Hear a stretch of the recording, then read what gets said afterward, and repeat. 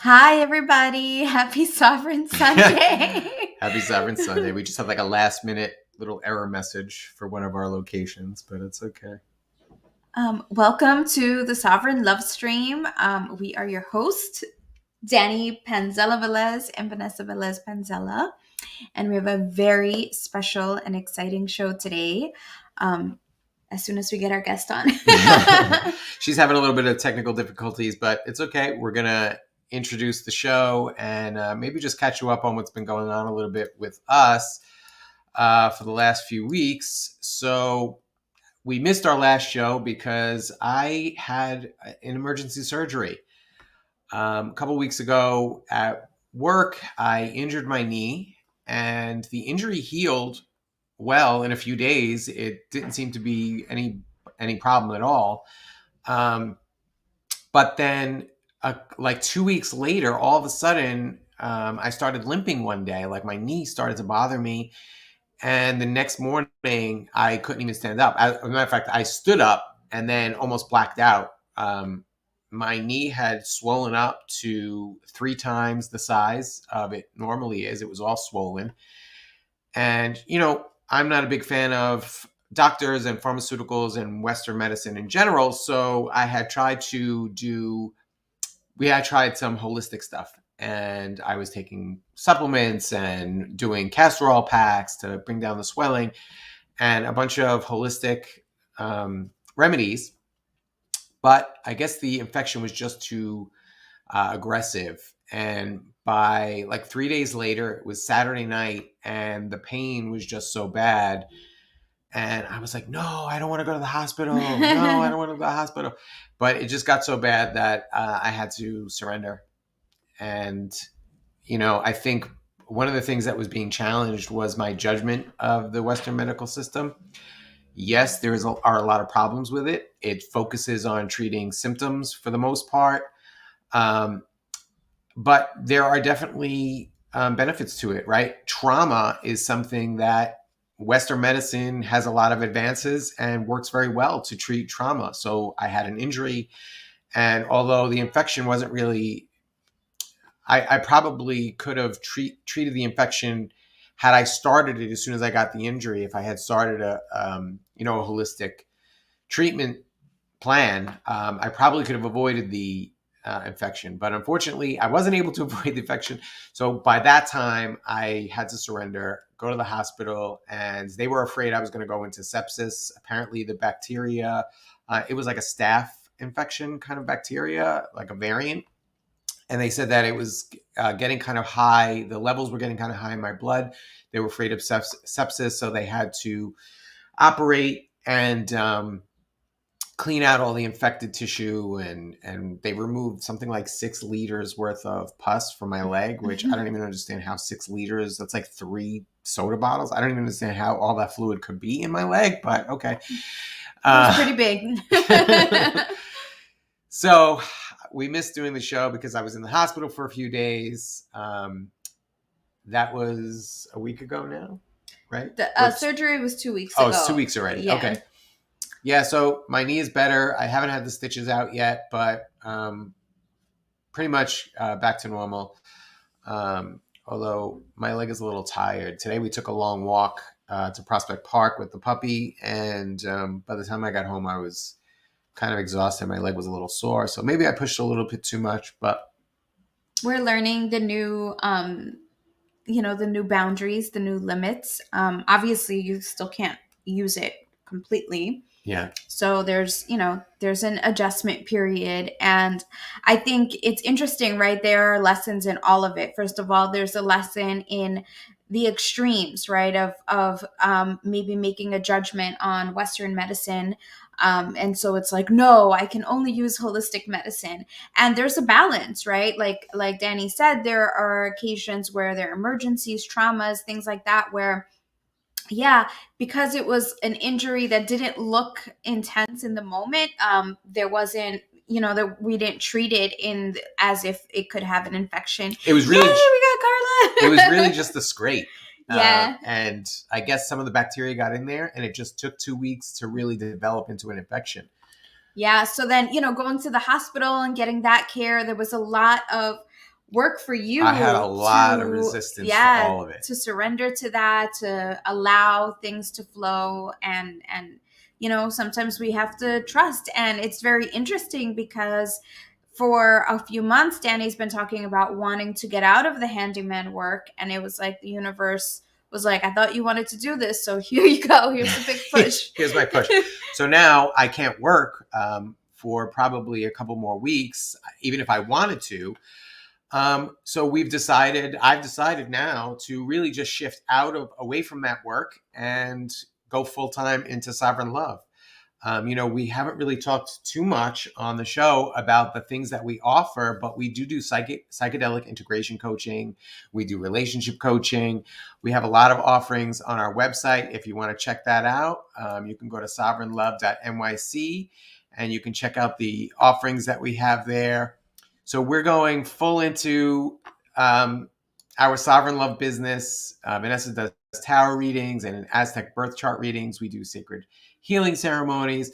So we have a lot of stuff that we offer, and we're just going to go full force into that. We are currently developing a shadow work course that honestly, I'm so impressed with the amazing work that we're doing. Not to pat myself on my own back, but yeah, I'm going to, because honestly, the course is coming out really well, and I think it's going to be really powerful and help a lot of people. So we're developing that. We're going to launch that soon. We just launched our Sovereign Lovers Circle. This is an integration support group for couples. So if you want to check that out, I have a graphic somewhere. Here we go.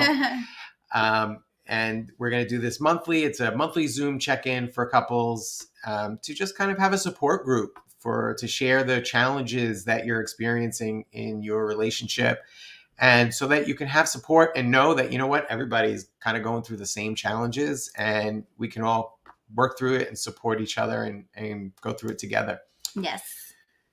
So our amazing guest is here.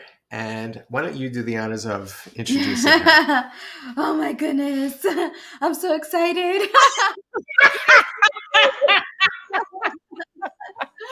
I made it. You made it. We are so excited to have the one and only, the amazing Carla Mora, who has I don't even have words. She's changed our lives. She's changed our lives. She is like a magical unicorn angel that appeared in our lives appeared in my life 5 years ago, and has transformed my life in so many ways. And we're kind of here this week to talk a little bit about our experience 3 years ago and how long it's taken us to integrate that experience, and the work that we've done since then, guided by Carla, and some of the offerings she's got coming up, so that you guys can have the opportunity to work with this amazing person. So thank you for being here, Carla. Woo! I'm so happy to be here. It was a journey to get here. If anyone knows me, I am not the best tech person, but I shut things down. I rebooted my computer, and I'm here, and I'm so grateful. I want to say thank you for having me on your gorgeous show.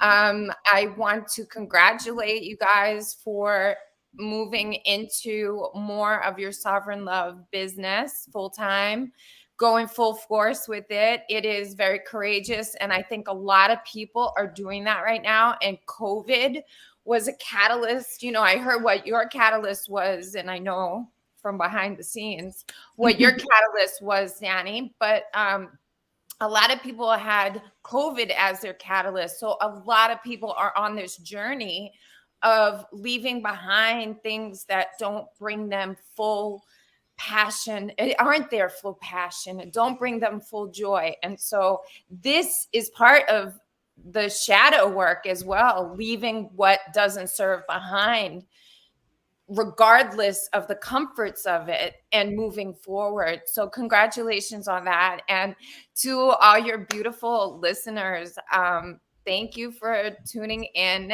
And I want to say that you're in such beautiful hands with these two. I've heard them say time and time again, we're not a guru, we're not experts, but I believe an expert is somebody who goes through it and really understands on an experiential level what it means to go through it and to keep going through things and to rise up better each time. And each time you do, you have practice with it. And then to be able to teach people that, they've put a course together to be able to take what you've learned, to calm it all down, to put it all into perspective is a huge deal. And they've done that. And for me, I trust that person. I trust that person that holds themselves to a standard and then is able to give that gift to other people for them to go through. And I think that's what they do in this Sovereign Love Stream, what they do in their offerings, and what they're building. They're building an empire of gifts. And I'm grateful. And I've been waiting for this. I am single right now, but I don't plan to be. So once I'm hitched up, I'm gonna be looking for some couples coaching and things like that. I can't wait to enter that arena. And these two are the trusted source, and I'm excited that it exists in the world. So thank you. Oh my God, thank you. Thank you, because without your presence in our lives, without the medicine that you have brought to our lives, the Sovereign Love Stream wouldn't exist. We probably wouldn't exist as a couple anymore without the medicine you brought to us. And, obviously it was all in perfection and meant to be. And we, we're all just playing our roles, but we are so grateful to you and we love you. So thank you. I accept. You are welcome. And I'm glad to have been any part of your journey. Honestly, it's such a beautiful journey. And I'm glad to have been witness. There's been some tough times. Yes. You got to see us through a lot of the difficulty. And yeah. I think, we were talking about this, I think last week, people are still talking about the whole Will Smith and Jada situation. And I was saying how I think for us, or at least for me, one of the most healing parts of everything that we experienced was that you were witnessing us, you were seeing us in our pain without judgment. And, right now with this stuff with Will and Jada, people are like judging them for being messy, for not having it together, for not being perfect, for setting a bad example and all of these things. And they're going through it. They've openly admitted that they're going through a lot of challenges. And I feel like over the years throughout our relationship, it felt like people were kind of like, go fix it, and then you can come hang out with us because you guys are just a hot mess. And we were, and I get it. It's a lot for some people to deal with. And obviously it's not, it's not everybody's job to help us through it. But that's one of the reasons why we created the Lover Circle, because it's, it feels lonely when you're going through that darkness and people don't want to see it. They don't want to look at it. They don't want to know about it. It's just like, okay, yeah, you guys are messy. Just keep it over there. And so you're kind of in this darkness alone, feeling like you're a mess, like you've somehow ruined everything, like you're a failure. I used to feel like a failure. I don't know how to make this relationship work. I'm failing. And when you came into our lives, at that point when we were together, and you're the first comment, the first words that came out of your mouth that I heard were, "Oh, Danny Panzella, always so lost." And I was like, oh my God, we are lost. How did you know? I felt it like on a soul level. And for you to, afterwards, for us to chat and for you to witness us and kind of, I felt comfortable sharing what we were going through, and I didn't feel judged. And even when I was complaining about Danny, I didn't feel like you were going to judge him. And that was very healing, because sometimes when you're going through those struggles, I knew that I loved him, but I couldn't tell everybody what he was doing. I couldn't tell everyone how his behaviors were hurting me, because people were going to be like, dump him, what are you doing? Just leave him. Yeah. And you never said that to me, and you focused my attention back on myself. How Mhm. can you do your work? How can you heal your stuff so that you can make the right decision for you? And if at that point the decision was to leave him, it would have been an empowered decision and Yeah. not a I'm running away because I can't handle this anymore. And so I think that was very transformative for our relationship, to have somebody witness us and not judge us. That's beautiful. Woo! Yes, lots in there. That's juicy. There are, on an island or in some tribes, people, would bring the sick people to another part of the island so that the healthy people wouldn't see them and be affected by them. And so to look at it is something in that shadow work, right? And so to bring it back, I'm not really sure what's going on with the Will Smith thing, but I hear little bits and pieces, and I think it's a lot about people witnessing and feeling uncomfortable about what they're witnessing. So it's not so much about, they might be judging, but then they're judging themselves and they feel uncomfortable. So they're going to heap on their opinions and criticisms and whatever else comes up because they're not looking within. I think if they were satisfied within, they could find that compassion and say, I understand that. I understand that darkness, and may they find their path. Go for it, guys. Rip it off, go get in there, do your thing, and cheer them on rather than saying you're doing it wrong. Who knows what the heck is happening, and who has a handbook for how this stuff works? There's processes that I believe are super helpful that I think you guys have tapped into as well, myself, and we can work with the processes that make each of the unique circumstances more easily gone through. So there's that, but there's never it's always different. There's always another layer of it. It comes back with a different mask on, and it's like, wait a minute, take the mask off. I know you. Yeah. I dealt with you 2 months ago, and you're back with a different persona.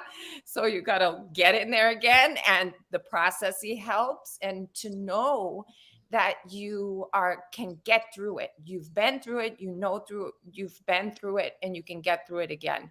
And what I tell people I work with is, you went through the trauma. If you're sitting here in front of me in one piece, having gone through what the heck you went through, we can do this. So we can do it.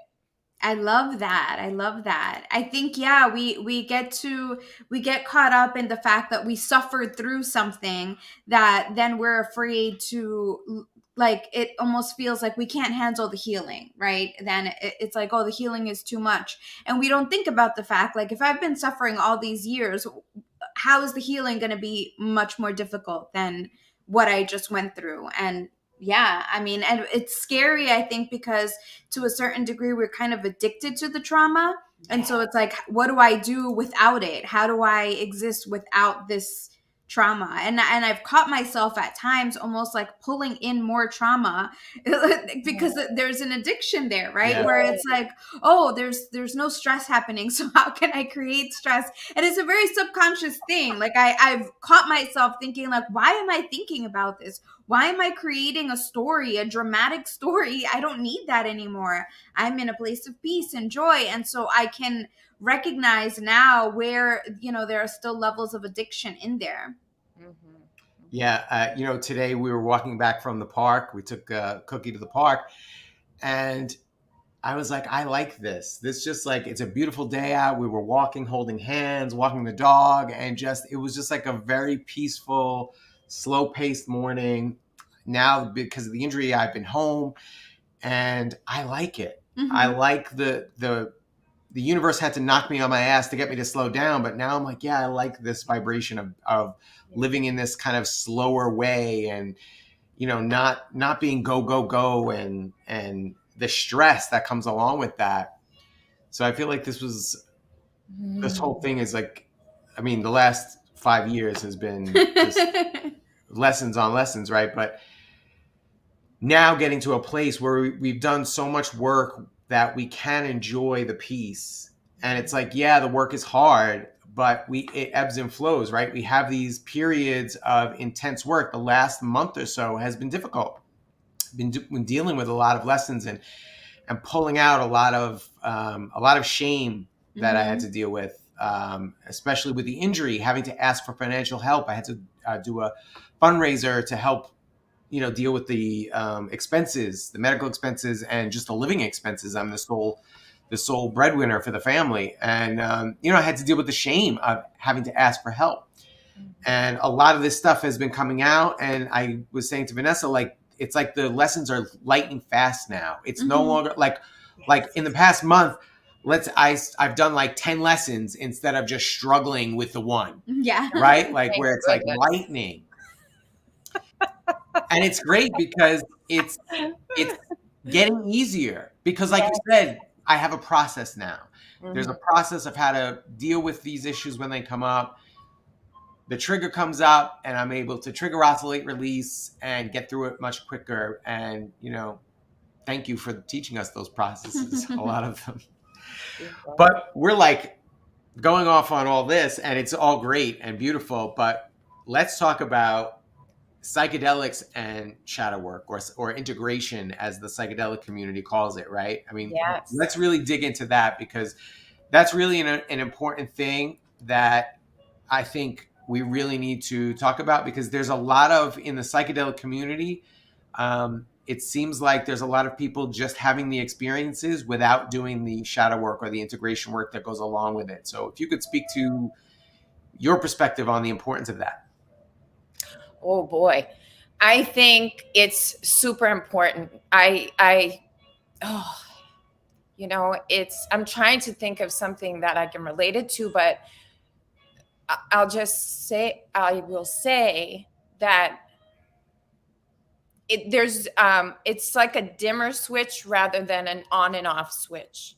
And I think some people think I'm going to take psychedelics and it's going to be a light switch, but it's not. It's a dimmer switch. And there are things that can help ease the movement of the dimmer switch. And you don't want to jolt the system. Trauma's how we got here in the first place. So it's an ease into it. And I mean, I personally prepare people. I mean, I worked with you guys for 2 years before that. And most importantly, as a facilitator, I allow the guidance to come from spirit. I don't know better than you or your higher self what best suits you for your path.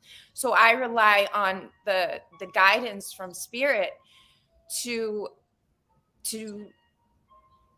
make the pathway and say, what is it that this person needs? When we went to Peru before, we had worked together a lot.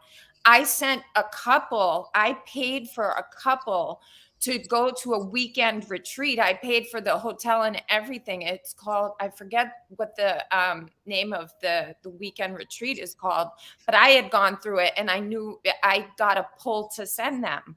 A third person didn't want to go. She said, I have to work. I said, I'll give you the money for your for what you'd make for the weekend. She still said no. And I think she could have really benefited from that. And that's the ego saying, no, I don't want to change. And if you can recall, I believe you know the person who didn't go to that retreat and what the results were. Yeah. What they looked like. And so there's a lot of resistance from the ego. And what I've seen from this time to the last time, I'm putting a retreat together in October, and I see some real differences. And my teacher, the first one I ever put together, my teacher said, make an intention. And when I was thinking about making an intention, it wasn't this deep. I'm creating a container as I did before, but I feel it on a level that I never felt before. And I'm seeing what each person is meant to have. And I'm an energy healer, and we're going to work with the ego. We're going to work with Carlos Castaneda's teachings on recapitulation. We're going to, and that's what we did when we were there in Peru. But now I'm going to work with people prior, and we're going to get together at least twice a month to sing Icaros so that we can have a unified group, so that it can be more in harmony. And also, there's a resistance to the healing itself. So if you don't do the shadow work, your ego could shut Mother Ayahuasca out, and there is no healing. And you've gone through it and thought, I've sat with Mother Ayahuasca, I'm good. Not do another thing, and you never got even the healing that Mother Ayahuasca provides. And that's one psychedelic. So what happens is, what I've learned, because I am able to do this healing for people that I've been, it's targeted to closing their trauma loops and closing their anxiety loops. And what will happen is, in an animal, there's a cycle. In humans, there is a cycle of trauma. In the animal, they will close their trauma with feeling, integrating, and releasing their trauma. Humans have the thinking brain. So the human says, and the ego together with the human brain says, that's dangerous. Don't go near it. Stop. And they don't finish the cycle. It remains open, and the traumas continue in a continuous loop, as if they're living that trauma over and over again. And so what I do is I go into the space-time continuum and I live that piece out for them. I close the trauma loop.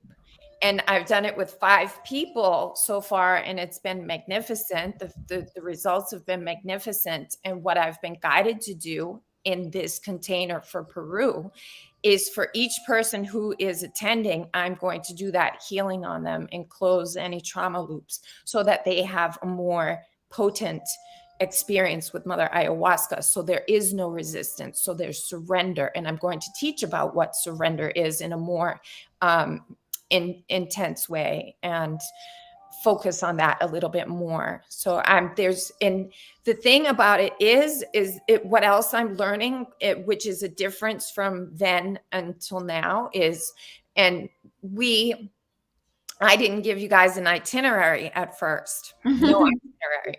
So when I went, the facilitators didn't give us an itinerary, and they said, be in the present moment. So I thought, oh, that's great. Be in the present moment. That's things I've learned in Buddhism. Sounds great. So when I first ever was teaching this in Peru, to not give an itinerary, I said that we are going to be in the present moment. So now I'm in a different place. I'm learning different things, and I understand now. It's not about being in the present moment.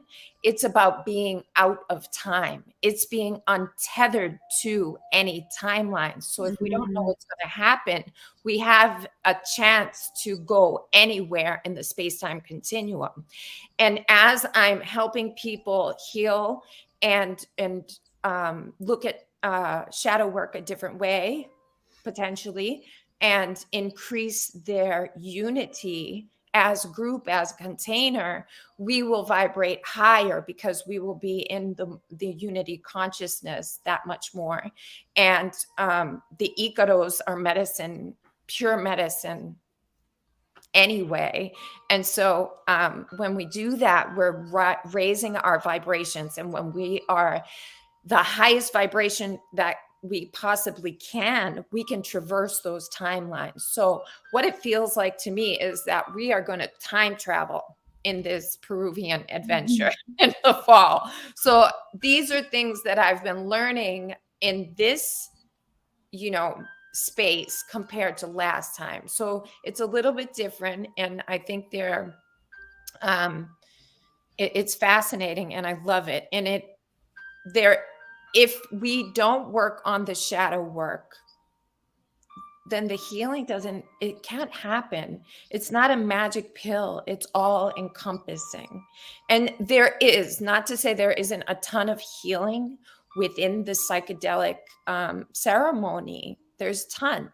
And then the ceremony itself, you guys are very impeccable about the ceremony setting, how you have an intention for that setting and what goes on there. You're not only taking the whatever it is and sitting there, you're actually doing the shadow work within the container. So that is where the healing is. I don't think that the psychedelics are fully healers of themselves. I believe they're teachers and allies to support our healing. And when we go in with intention, and part of the intention is to actually do the work and take responsibility for our healing, to empower ourselves. And that's what I want to do with people too. I want to empower them and say, you are the healer. You yourself, you are the healer, not me, not the medicine. You decide not to be a victim anymore. You pull up your pants and you do the right thing. And that is facing it all, feeling it all, having the courage to do all of that, and then going forward. And so that's what I want to give to people and show them, because it's a mirror, because I'm a mirror. I'm going to give some tools. I'm going to give some healing. But the biggest thing I can give is to say, look at yourself, scream it if I have to, cheer out. A couple of weeks ago, I told Vanessa something. I said, do this, blah, blah, blah, blah. I was channeling Tony Robbins. I was like, go, go, go, go. And that's part of it too. Because if I was in my ego, I'd be like lapping up all day long. Oh, I can do this. I can do that. I'm special. I'm special. And sure, I'm awesome and everything. But no way am I more awesome than the person who shows up to kick some ass and heal themselves. Like that's that. I told this lady who's coming, I'm like, I'm intimidated by you. She's like, you're intimidated by me. She's like, wait a minute, you're the one taking us. I'm like, no, but you don't see yourself yet. I said, I do. And I'm intimidated because it's a big responsibility for me to show you who you are. And so it's fun too. It's like, oh man, wait till you see who the heck you are. And I know you guys are getting into that. Like, I know when I first started working with you, I'm like, oh my God, oh my God, oh my God. I can't even stand it. Vanessa, a couple of weeks ago, she was interviewed by Harper's Bazaar. Are you kidding me? Like, I know her. What? And Danny and Vanessa have been on television shows, and they get in. They turned down some CNN opportunities. CNN and talk about psychedelics. I'm like, they're so big time. I'm like, I know them. So it's like, what? So yes, I'm intimidated. And these are the people coming. And I'm going to show them themselves now. Wait 5 years and see who they are then. It's like, whoa, I see that now. And that's what I want to give to them. And they don't see it. They don't feel like they're good enough. They don't feel like they deserve it. They don't feel, yes, right? They don't feel it, but I do. And I'm like, I can hardly stand your presence. And I do. I just have to testify. As Carla was saying before, we spent 2 years working with her as an ascension coach, which is what she called herself prior, laying the foundational work before going to Peru to sit with ayahuasca. And what she's talking about, like, the medicine is a partner. You're partnering with the medicine or aligning with the medicine so that the medicine can help you on your journey, but you're the one doing the work. You have to surrender. And that's what the preparation work does. It teaches you how to surrender, how to receive the healing, not just from the medicine, but from anybody who has medicine to share with you. And like she said, she's a mirror, right? We're all mirrors of each other. We all have medicine to share with each other. And when you learn how to surrender to Mother Ayahuasca, then you know how to surrender to your partner when your partner is mirroring something that you need to heal back, or a stranger on the street, the lady checking you out at Home Depot, whatever it is, whoever it is, right? Depot people.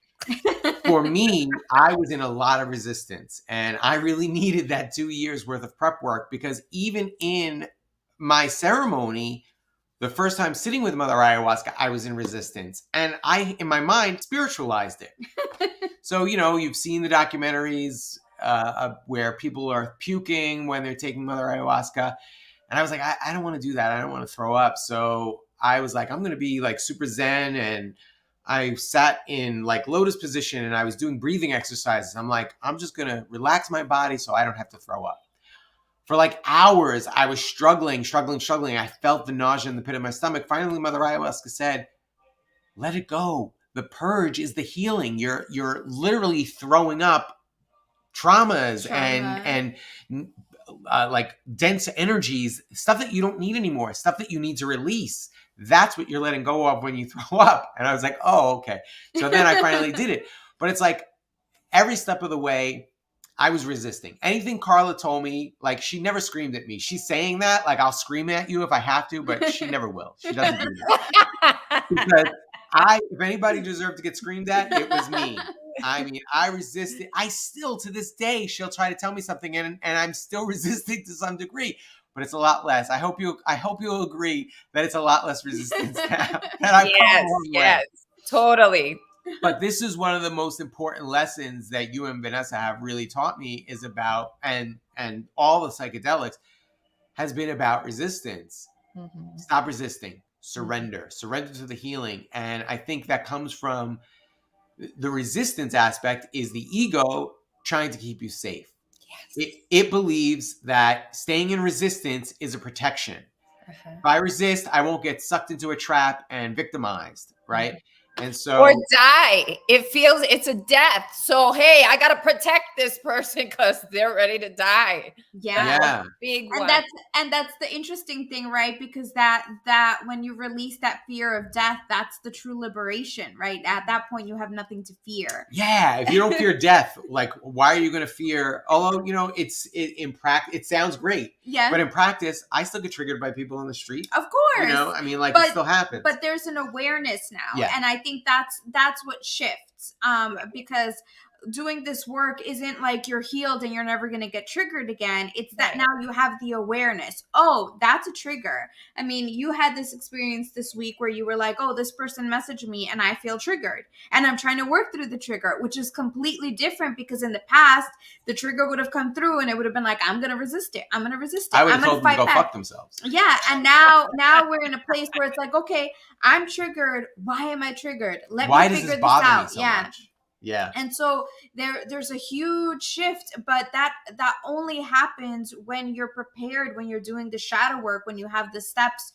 to do that, because a lot of these plant medicines, when you sit with them, it brings up all of the old traumas. It brings up a lot of the fears, a lot of things come out that maybe you weren't expecting. But if you don't have the tools to work through that, you just open up Pandora's box and it can be chaos. There are people that have very negative experiences because they don't have the proper tools to work through them. And that's why shadow work is so, so important.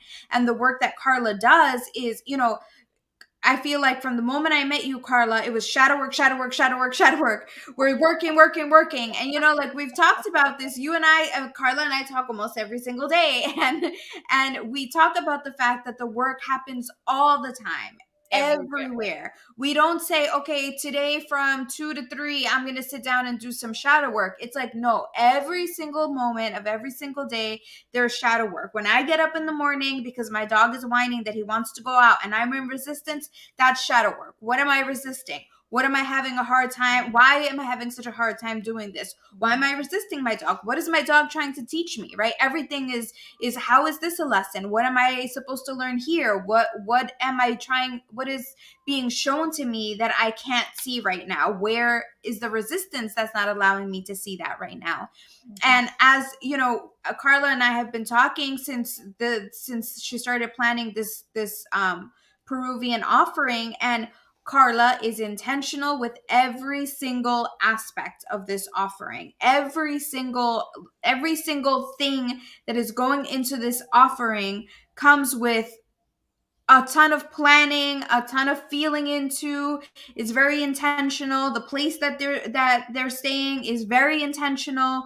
What is the feeling of this? What can the participants receive from being in this place?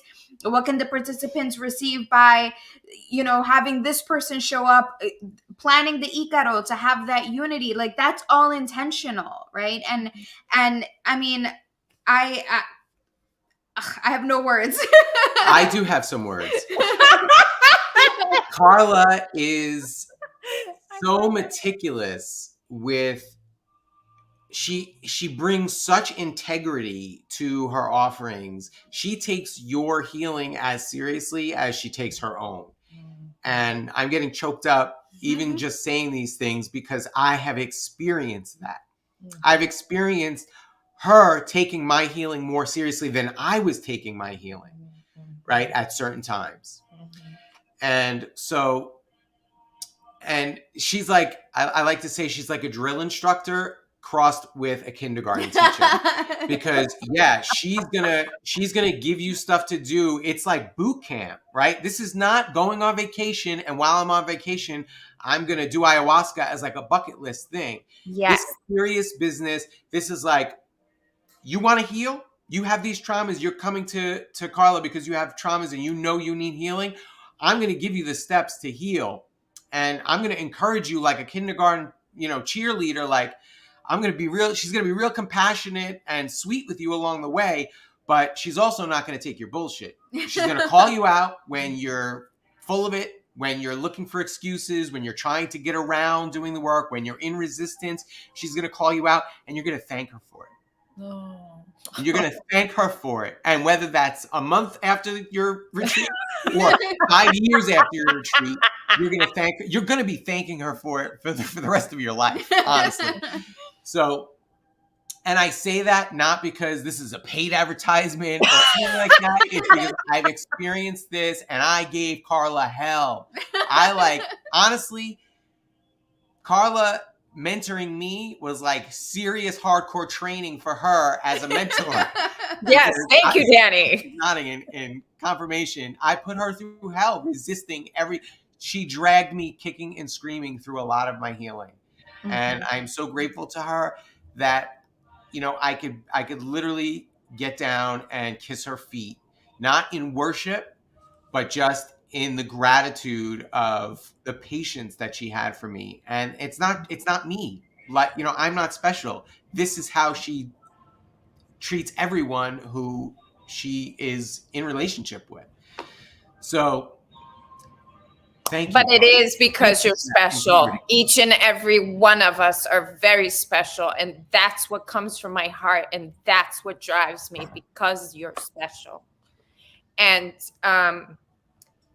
wow, that's a lot. I have some things to say, and they kind of escape me. But one thing I will say, it's about discernment, and I have to be discerning, because if the person doesn't want it, I can't give it. And you taught me, Danny, that the effort, like, it was difficult for you, yes, but you wanted it, and you put the effort in. No matter how many times you got knocked back, you still got up and were like, no, but I want it. And I knew that. So I gave my all. I can't force anyone to do anything that they don't want themselves. And I learned that the hard way. And it's not my job to. And it's in divine perfection if that is the way of it. But with you, it was, I do want it. I want it. And I couldn't understand the person who got an award in school for effort. Oh, they got this big award. And I'm like, but I got the A, they got a C. And I didn't get an award, but it's because of how hard they tried for that C that they got the award, the recognition. And that's what I saw in you. And it burst me. It burst it expanded my consciousness. And this is why I call my business Time to Heal Us, because as much as you are healed by the experience, I am healed. So it's time to heal us all together, you know? Wow. Yeah. Whew. I didn't realize that. But yeah, right? Like you're getting healed. We're both getting healed through our relationship. If I healed you, you healed me, because we're mirroring to each other, right? Yes. Woo! And every time one of us does any type of healing, it goes out into the collective, right? And we can look at that as a spiritual concept of, yes, because we're all one, and when one gets healed, the rest get healed. But even if we wanted to look at it as a very 3D practical experience, if I'm healed, then I'm not going to be in resistance to him. I'm not going to be in resistance to my child. I'm not going to be in resistance to my dog and to the people that I interact with. Mm-hmm. And that is healing as well. So on so many levels, it does, when you do your healing work, it affects others. It affects the community. It affects the people that are in it together. And just to illustrate that point, this morning I got a call from a good friend of mine who we did a mushroom ceremony for maybe a month ago.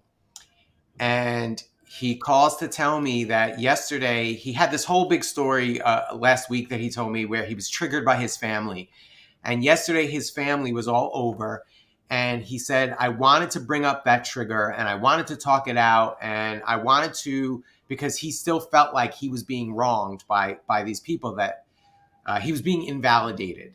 And his ego really wanted to bring it up so he could get some validation. And he said, I had a conversation with my ego and I was like, but are you really going to get validated, or are they just going to continue to still keep their point of view, and it's just going to turn into a fight and ruin this family day that we're having, right? And he's like, I struggled with it and I just decided, no, I don't need their validation. They have their perspective, I have mine, and I'm okay with it. Wow. And I was like, oh. And like, in the light of this conversation, think about that. You did that. You played a part in his healing. You helped heal us. We helped heal him. Everybody watching the Lovestream is like, that's it. Yeah. That's healing the collective, right? Yes. It's the butterfly effect. Yes. You're patient and compassionate with me, and then it spreads. So let me ask you, how do you feel healed by him saying those things to you? Was there a healing feeling like, wow, Yeah.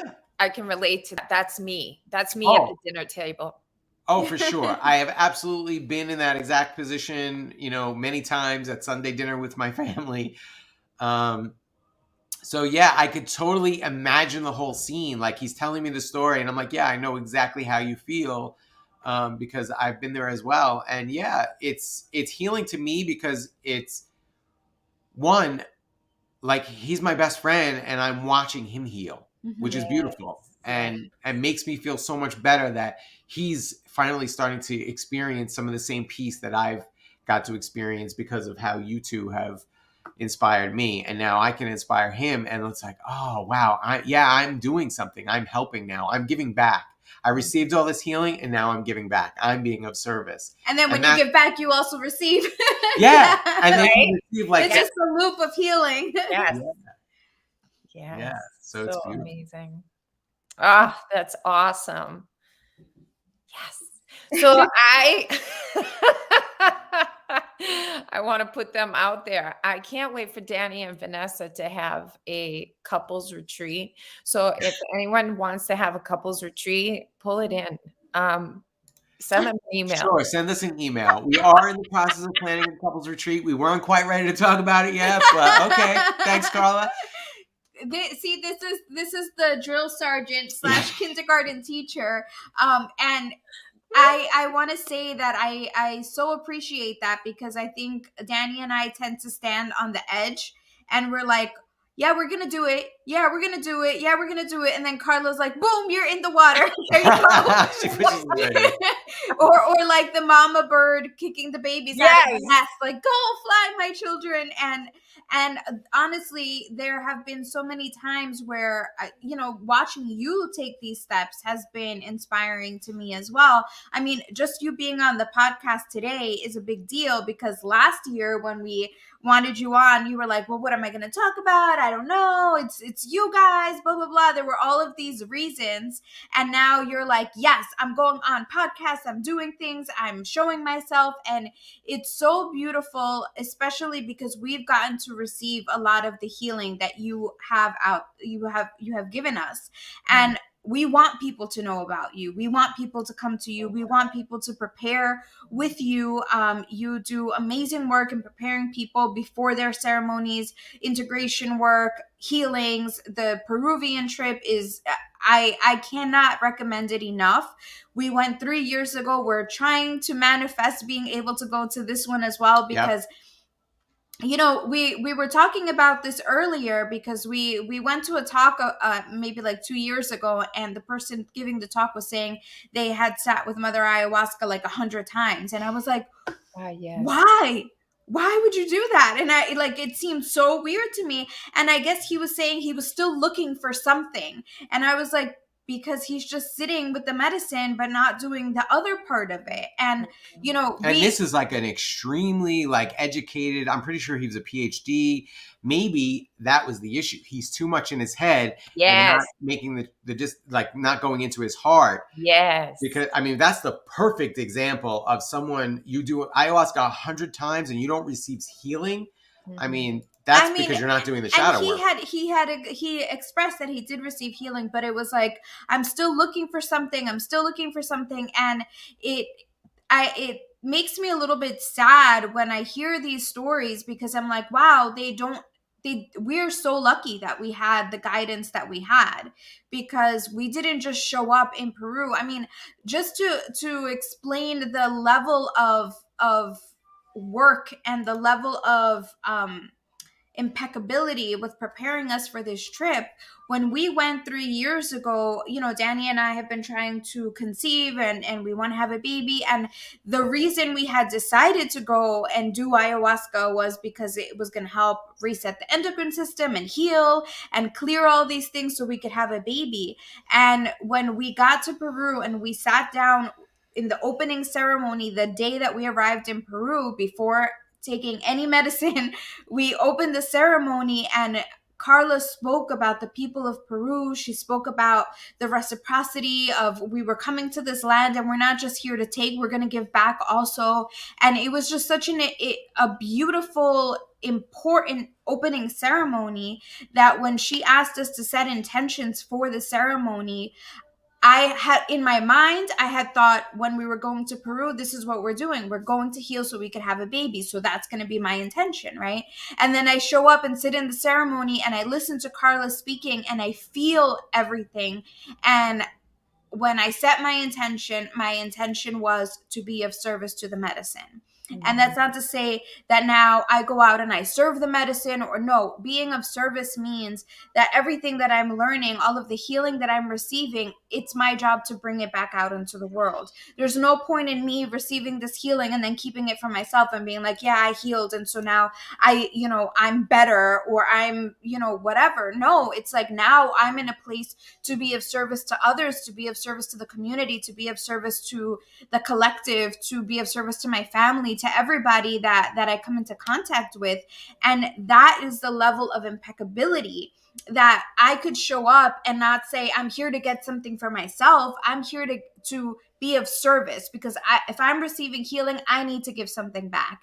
And there was no part of me that felt even fear of giving up the intention of wanting to call in a baby. Like there was so much trust and surrender. But that's the level of work that we did prior to arriving to Peru that made me feel that trust and surrender and that desire to want to give back. And so for me, then coming out of that ayahuasca experience, I didn't think like, okay, well, next month I want to come back, or next year I need to come back. It's been 3 years and we're still integrating, we're still doing the work, we're still taking those lessons and applying them to everyday life. It's a constant practice. And I think that when you come out of that experience and you're like, okay, I did it, checklist, I'm healed, then what like you stunt yourself, you stunt your growth. And I think going to Peru, sitting with the medicine and learning all about that shadow work, it was just almost like a starting point. Right now we came back, we uncovered a bunch of stuff, we cleared out a bunch of stuff. Now I start and go out into the world and continue that expansion. And so I'm not going to run back next year to drink ayahuasca. And it isn't until now that we're like, oh, this is starting to feel like, okay, I think I'm ready for the next level, right? Because that's what it feels like. It's next level. It's not, oh, I need another healing, I filled myself with all sorts of junk in the past 3 years, now let me go and clean myself up again. Like that would not be reciprocity to the medicine.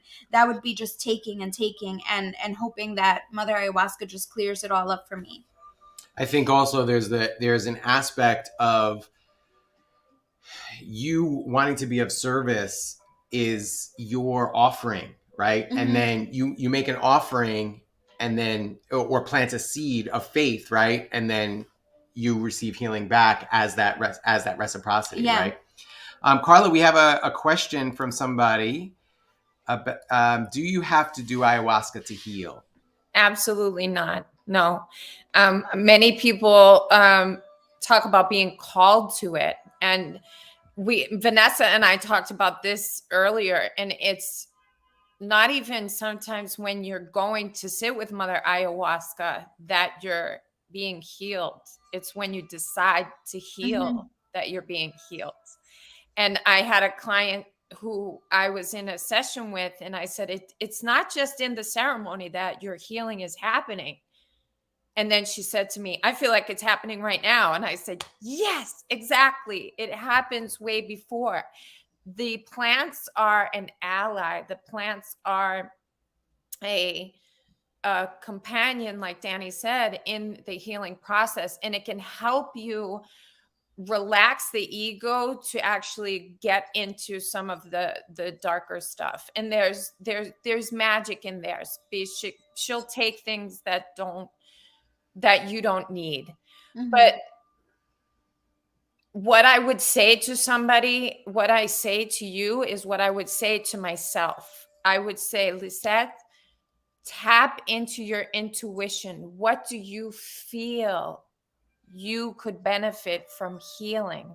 What path? Because some people, healing is getting more in tune with their family, getting in touch with their bodies, getting therapy or taking yoga. There's so many different healings out there that if you did, quieted your mind, it's going to show up for you what's meant for you. And there might be a loud, ayahuasca is it, but it's not the end all be all. And I have a book called Hype: An Ayahuasca Journey. And the reason why I called it Hype is because there is so much hype around ayahuasca. Oh, you got to do it. And it's a trend and it's a bucket list. And it's the only way to heal, because then, it becomes trendy. But many people do the same exact thing. I will tell you about these ancient structures in Peru, in Russia. I went to Peru and then I went to Russia, and there are these ancient structures called dolmens. There are different energy centers around the world, and these are structures that were made from the Vedic people. They went inside, encapsulated themselves within this container, and then they meditated to such a degree that they passed over. They had a conscious death, and their consciousness stayed within the structure. And it's like you go there and you gain information. And so I went there and I gained the information, the energies, and it was just like being in an ayahuasca ceremony, except no throwing up. No, it was different, but it had the same healing effects. So those are two extremes, but it's more about the shadow work every single day, because it's like we get packed up with a lot of dense energy related to our traumas and our thinking, our experiences, and Mother Ayahuasca cleanses that all out. It's like whoosh. But we can do it every single day. You can have a ceremony every single day like we're meant to, because we're not meant to go on the toilet. We're meant to go in the woods and be in a sacred space, Mother Earth, the purest temple. And we're meant to pull the energies into our poo-poo and our pee and women bleeding. So you pull in the dense energies, the lower energies, and you release it a little bit every day. And that's healing. So when you go to sit with Mother Ayahuasca, she's cleansing a lot of that all at once. But we can do it every single day. There are ways. And really what you're talking about is the power of intention, right? Mm-hmm. You just Perfect. Yes. you just have the intention. When I'm going to go to the bathroom, I can just set the intention. I'm releasing anything, any negative energies, anything. I lost 10 pounds since I had the surgery. Wow. And I'm on heavy doses of antibiotics. And I had a lot of resistance to taking antibiotics because I feel like I called it gut napalm. Like it just like, it's kind of like grounding, Lisette. Absolutely. Gut napalm. So I had resistance to taking the antibiotics. And this morning I saw myself in the mirror and I was like, oh, I look like I've lost some weight. Like it was noticeable. And I said to Vanessa, I wonder if the antibiotics are it's flushing out the good bacteria in my gut, but it's pushing everything out. And that's why I've been going to the bathroom so much. And, I guess it's pulling things out of my gut. And so I can replace the good bacteria with probiotics. And now I've like released a lot of, denser energies and things that I no longer need. So I was like, oh, so here I was resisting the gut napalm, and it had a benefit that, I was unexpected. So then I looked it up, and they're doing clinical trials right now for the antibiotic that I'm on for weight loss as well. So. Oh, wow. Interesting. That's interesting. But well said. Going back into what you were saying, it is the intention, right? You can do anything with the intention. And Danny and I have talked about how we have our morning ceremonies every day with cacao. We sit together, we drink cacao, we set intentions for the day, we pull cards together.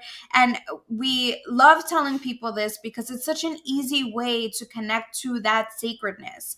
And connecting to that sacredness allows you to be more intentional throughout your day. If I set an intention for the day to be more patient, anytime my patience is tried throughout the day, I'm like, okay, my intention was to be more patient. So this is an opportunity for me to bring that intention to fruition. And so I think that when we, doing this work, like Lisette was saying, no, it's not necessary to sit with Mother Ayahuasca to do it. It's necessary to have the intention to heal. And Lisette was also saying this man was probably searching God, and people have heard about, taking plant medicines to connect with God, and it's not necessary. They are very helpful, especially when you have so many blockages that it feels impossible to get there. Yeah. And people have done there's been a ton of research done on people with taking plant medicines and how they heal trauma, PTSD, all of these things, and it's a lot quicker than if you go to years and years of therapy. Mm-hmm. So they're allies, they're helpers, especially when you've gotten to a place of extreme trauma. But there are people that don't have to drink the medicine. There are people that come to the ceremonies and don't even drink. I remember there was somebody in our group when we went who I think the first night was saying she didn't think she was going to drink because she wasn't feeling well. I don't remember exactly what the situation was, But the shaman told her, okay, you can still come to the ceremony because you'll still receive healing at the ceremony. You're in the energetic bubble of what's happening, and there's an intention to heal in this energetic bubble. And so, of course, you're going to receive healing even if you don't take the medicine. I mean, there's the work of Dr. Joe Dispenza. It's the power Yeah. of the mind, right? Where people are given placebo and they heal because they have the intention to heal because they think they're taking the medicine. Mm-hmm. So it's all about our intention and our mind. And yes, kind of communing with these plants that creates a different relationship. And I think going back to the theme of the show of why shadow work is so important is because it brings you back to that intention as well. When you're working with your shadow, you no longer need to rush every month to take plant medicines, or every, like, oh, I have to go now, I'm gonna fill myself up with all this stuff and then just go to Peru and have Mother Ayahuasca clean it. That's disrespectful to the medicine. And it's not in alignment with the medicine, and you're not going to receive the same levels of healing, because just like a mom, like if my mom gives me an allowance and then I go and I just spend it on whatever and come back and I'm like, Mom, give me more because I just spent it on, like I wasn't careful with it. There's going to come a time when my mom's going to be like, all right, I'm sorry, I'm not going to give you this anymore because you clearly don't know how to work with it, how to take care of it, how to care for what I'm giving you. And Mother Ayahuasca is a mother and she knows what's best. And after a while, if you're not going to do your part, there's only so much she can do, right? She's going to take care of you, but you also have to do your part. It's a reciprocal relationship.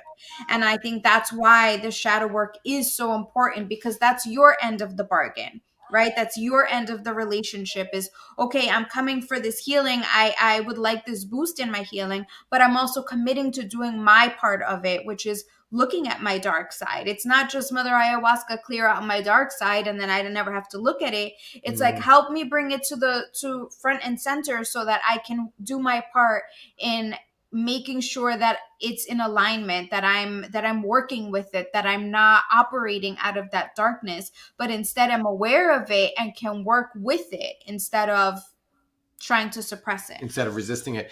Yeah, I was going to say that I think we like to call it a permission slip, right?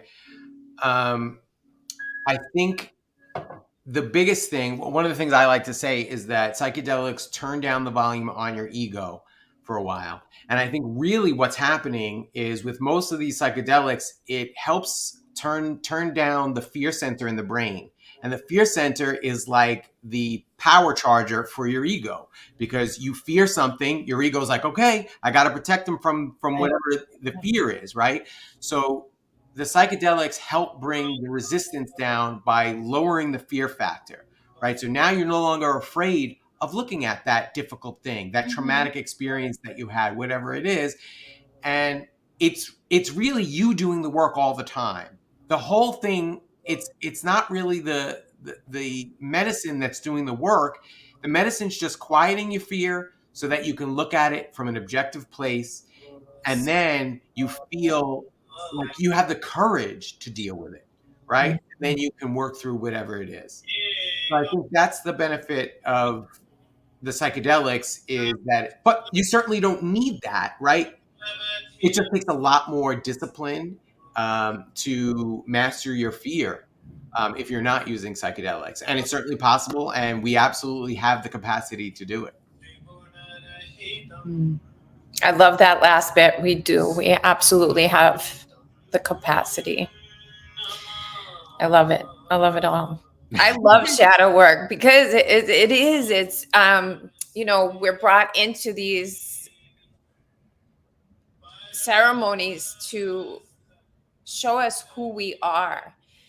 And I could cry right now. I'm getting emotional because we are the shadow. The shadow is us. And to deny the shadow is to deny parts of ourselves. So once we get into that shadow work, we're accepting of all of us, and we're accepting of anyone around us. Yes. Amen. Yes. Okay. All right. So tell us about your Sacred Peru offering? Okay, Right. so it's happening October 1 through 11. I don't tell much about it. We will be sitting with my team out there, my teachers and our shaman and different teachers. We will have 2 ayahuasca ceremonies and 1 wachuma ceremony. And yeah, if you have any questions, we can have a call if you're interested. And yeah, it's a beautiful sacred container that's coming together. And like Danny said, it's one that I'm seeing shaping up of people who want to go to the next level.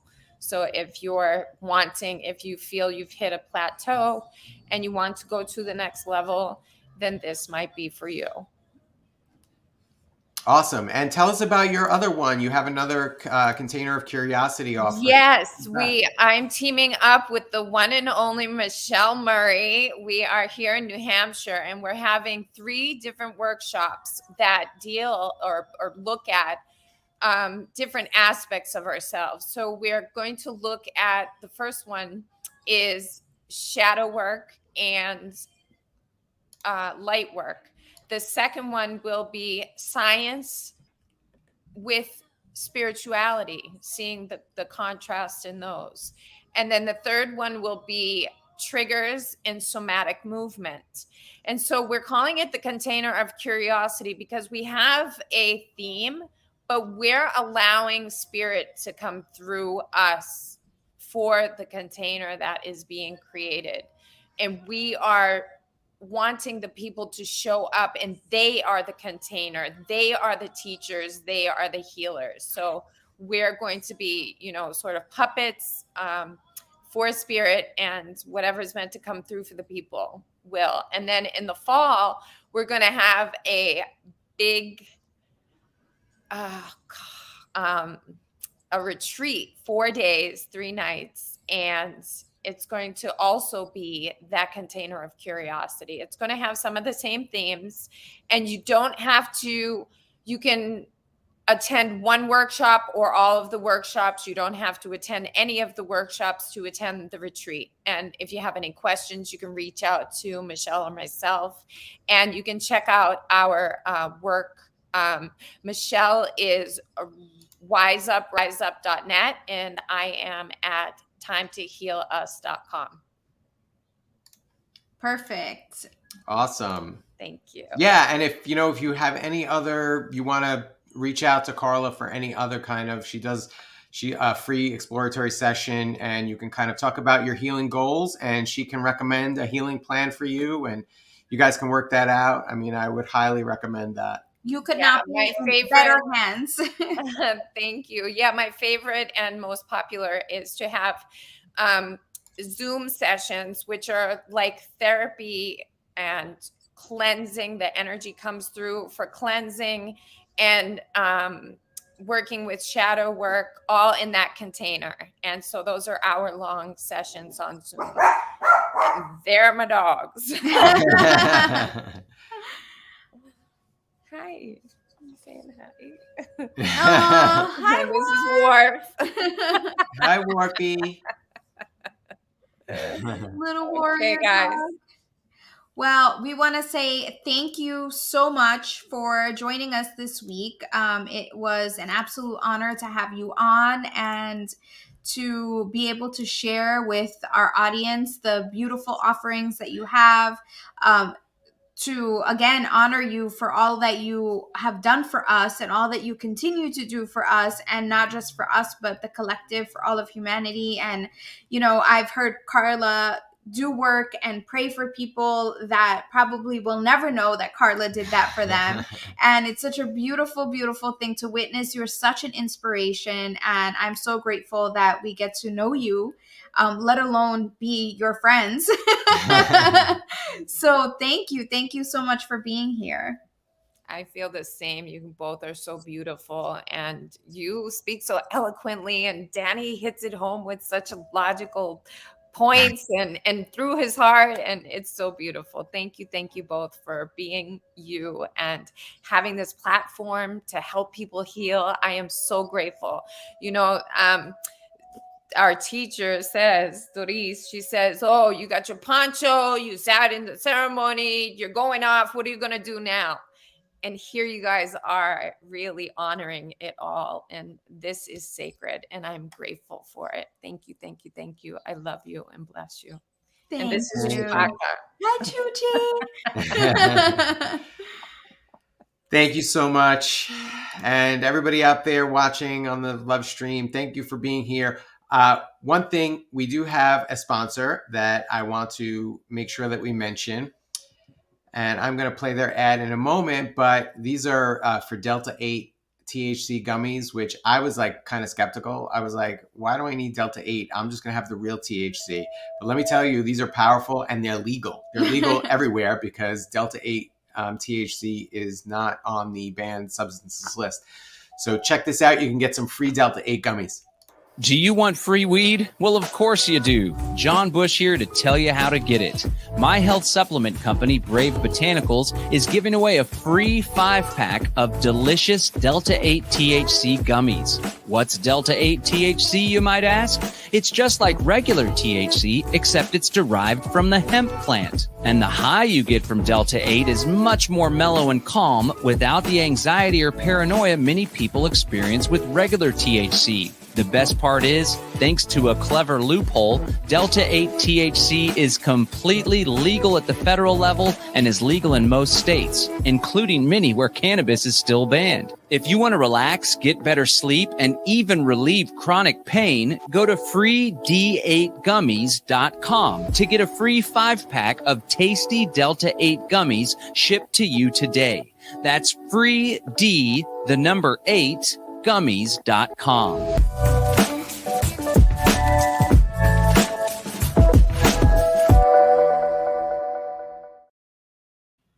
All right. Well, thanks so much for being here. That's our show for today. We hope you enjoyed it. Have a beautiful Sovereign Sunday. Thank you. Bye.